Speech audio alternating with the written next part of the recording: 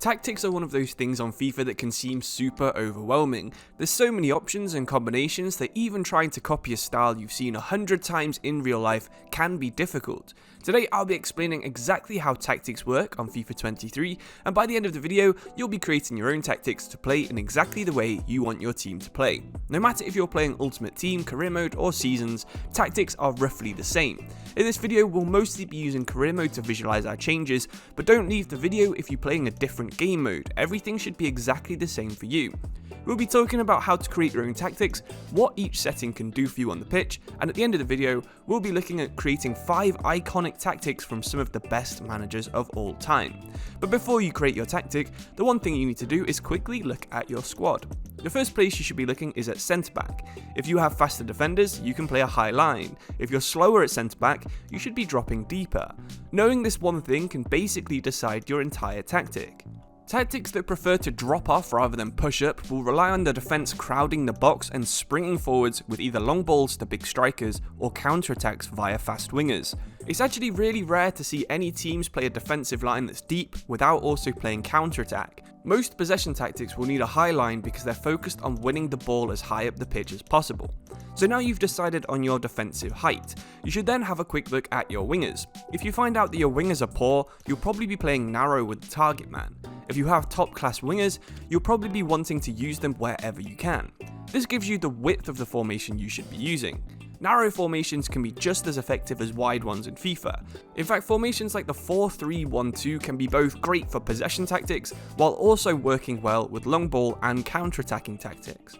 So now you know the height and the width that you'll be using. Now it's time to pick an actual formation. Almost any formation can work with any depth or width. Wide formations like the 5-2-3 can have the fullbacks invert, make things narrow, or overlap and keep things wide, in which case it would probably become more like a 3-2-5 formation in attack. So, let's have a look at some examples. If you've got a fast centre-back combo, maybe someone like Stuttgart with Ito and Mavropanos, you'll be setting your defensive line as high as possible. Silas is the only good winger in the squad as well, so you're probably going to be wanting to line up in a narrow formation too. I'd line up something like this in a 4-1-2-1-2 formation. Because we're narrow and high with lots of midfielders, we'll also be playing a possession style of football, as we'll be winning the ball in the opposition's half where we won't actually have too much room to spring a counter-attack. Now let's compare this to another team. Newcastle have 2 slow centre-backs in Botman and Cher. Dan Burn is also a very slow fullback, and Trippier isn't blessed with pace either. We'll want to be using these 3 players as close to our goal as possible. This will avoid the opposition's faster players running in behind someone like Dan Burn, and with them deep, they'll be able to use their ability in the air to keep crosses away from Nick Pope. However, the fact that we're so deep means we won't be winning the ball high, and our pressing game will be tough to implement.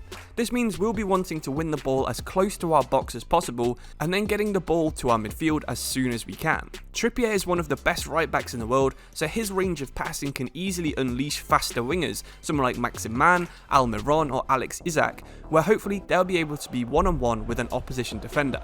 Hopefully you can see that finding the right tactic for your squad is super straightforward. In fact, it's basically just centre-backs who are crucial for how you play. Their pace is the defining factor on what you should be doing. There's no reason you can't play a high line with slower centre-backs, but this will just mean you either need fast covering centre defence midfielders or 2 fast fullbacks to try and hide this weakness whenever you get countered. So, if you're not feeling inspired to create your own tactics, I'm going to try and explain 5 iconic tactics that you can actually implement to your squad on FIFA right now. Starting out with Pep Guardiola in 2010.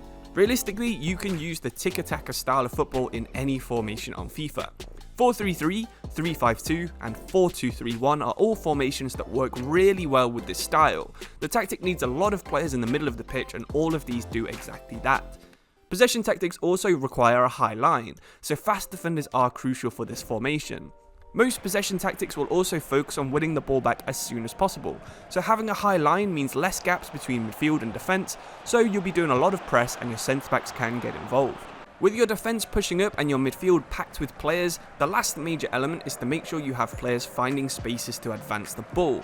Selecting free roam on your attacking midfielders and wingers will make them find gaps to pass the ball into, so make sure you've set this before playing in any matches.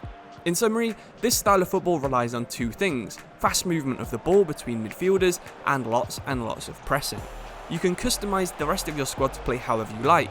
Maybe you want your fullbacks to invert like Dani Alves did, overlap like Jordi Alba did, and you can decide if you'd like a big man playing as your false 9 to score headers, or someone like Messi to be more of a creative striker. As long as you have these aspects in your tactics, you'll be playing like prime Barcelona in no time. Next up is Pep's big rival. Of course, Jose Mourinho's Madrid was unusual for such a big club.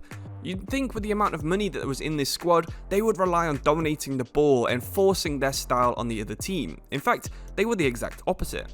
They relied on a deep defence to dispossess the opposition team, then their holding midfielder, who was usually Xabi Alonso, was able to get the ball quickly to the team's attackers. From here, not many defences could handle a playmaker like Mesut Ozil, feeding in Ronaldo, Benzema and Di Maria. The deep line was combined with a set of narrow wingers. Ronaldo and Di Maria were cutting in and almost playing as strikers. This narrow counter-attacking style is super easy to try and recreate on FIFA. In fact, it's probably the style that most of you play by default. You need to focus on having a solid backline, and then you'll also need 3 fast attackers, 2 good passes in midfield, and then the rest of your team will be focused on winning the ball back. With such a deep line, you don't actually need too much pace in your centre backs, but the more you have, the better your performances will be. This tactic will work really well in lower leagues on career mode, where opposition defences won't be able to keep up with your fast attackers, while you can easily grab the strongest centre backs to make sure you're winning the ball back as easily as possible. Don't underestimate the Xabi Alonso role as well. Having a defensive midfielder who can do long passing is crucial for this to actually work. Moving to the exact opposite of the Mourinho style of football, Brazil in 1980 was one of the best examples of how effective attacking football can be. Brazil played in a 4-2-2-2 formation, with a high line thanks to the rapid centre-back combo of Luizinho and Oscar. The real stars of the show were the fullbacks and the 4 midfielders, who could all attack and all defended as a unit. Despite the narrow formation, Brazil would actually attack really wide to stretch the opposition teams. The fact that the fullbacks would overlap in line with the midfield meant that at times the other team were playing against a 2-7-1 formation, where each defender would have 2 or 3 attackers to mark, which allowed the flair of the Brazil attack to shine through. This meant that oftentimes there was just the 2 centre-halves staying back while the rest of the team was attacking, leaving just a lone striker at the top of the formation to try and finish things off. This is something you'll need instructions to try and replicate on FIFA. Overlap your fullbacks, tell your defensive midfielders to get forward, and let your attacking midfielders roam from position. You'll end up with about 7 players all stood 30 metres from the opposition goal. Of course, for this to work, you need 2 fast and physical centre-backs who can cover the big gaps you leave on defence, but the idea of having every player in the team being capable of attacking is fun. Even better if you can find some skillful South Americans who can show some of the Samba spirit that the Brazil 1982 team had. 17 years after this Brazil team was playing football, there was also Alex Ferguson in charge of Manchester United. The late 90s Manchester United team ran a really narrow 4-4-2, with academy graduates featuring all over the pitch. Beckham and Giggs played more like centre mids than the traditional left and right midfielders that they were playing as. The 4-2-2-2 is probably the closest formation to how they really lined up, just like Brazil. This tactic is ideal for teams with fast strikers, technical midfielders and good defenders, while maybe not having as much flair as the Brazil team. If your squad has 4 top quality defensive players, you can fit them all into this tactic. Because there's barely any need for overlapping or ball playing defenders, they're simply tasked with winning the ball and staying back at all times. In real life, Gary Neville would progress forward and try and overlap to Beckham, but this isn't actually needed in this tactic, especially if we're focusing on narrow counter-attacking play. Once the defenders won the ball, they would then try and move the ball onto Scholes and Keane. So Scholes was more of a deep line playmaker, and of course Roy Keane was a bit of a destroyer in midfield.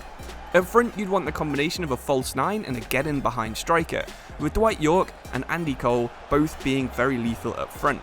Ferguson liked to counter-attack, and many of the most famous goals from the 99 season came from this style of play. The direct passing style looks to replicate this, and if you leave it unbalanced, I think that's probably the closest you can get to playing like Man United did. You'll be using your Beckham and Giggs players to feed through balls into the strikers, where hopefully they'll combine as a partnership and try and score a lot of goals, just like Yorke and Cole did. In short, this tactic is a narrow counter-attacking one, but it doesn't rely on any set defensive depth. It works better with a deeper team of course, but you can easily adapt to move the defensive line up and play more possession if you really need to.